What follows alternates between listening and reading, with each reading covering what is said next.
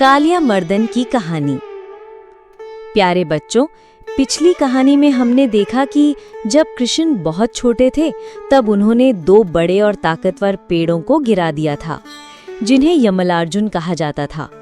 असल में वे दोनों पेड़ शापित देवता थे। कृष्ण ने उन्हें गिराकर उनके शाप से मुक्त कर दिया था और इसके बाद वे दोनों देवता भगवान की जय जयकार करते हुए अपने लोक चले गए थे। वृंदावन में सभी लोग कृष्ण से बहुत प्यार करते थे और कृष्ण भी उनसे बहुत प्यार करते थे। एक दिन कृष्ण और उनके दोस्त यमुना के पास गए। वहां का पानी बहुत काला था और उसमें से बहुत ही बुरी गंध आ रही थी। सभी जानवर भी वहां से दूर भागते थे। एक बार एक गाय ने गलती से उस पानी को पी लिया और तुरंत मर गई। ये देखकर कृष्ण के दोस्त बहुत डर गए।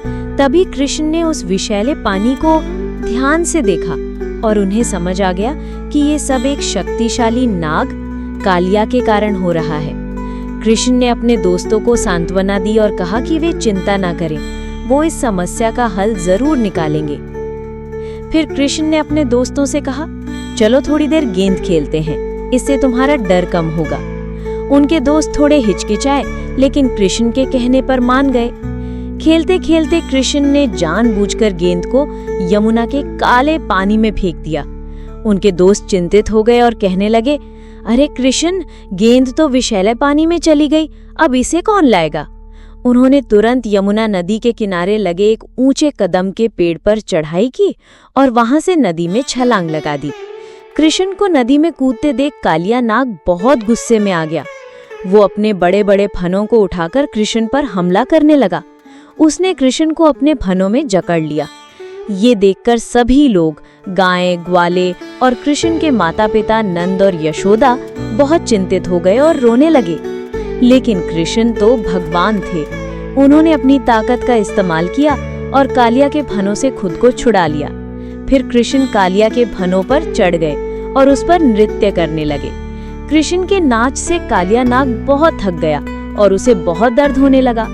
कालिया की पत्नियां नागिनें डर गई और उन्होंने कृष्ण से अपने पति को माफ करने की विनती की। उन्होंने कहा, हे भगवान, कालिया को माफ कर दीजिए, ये अपनी गलती समझ गया है, अब ये कभी किसी को परेशान नहीं करेगा।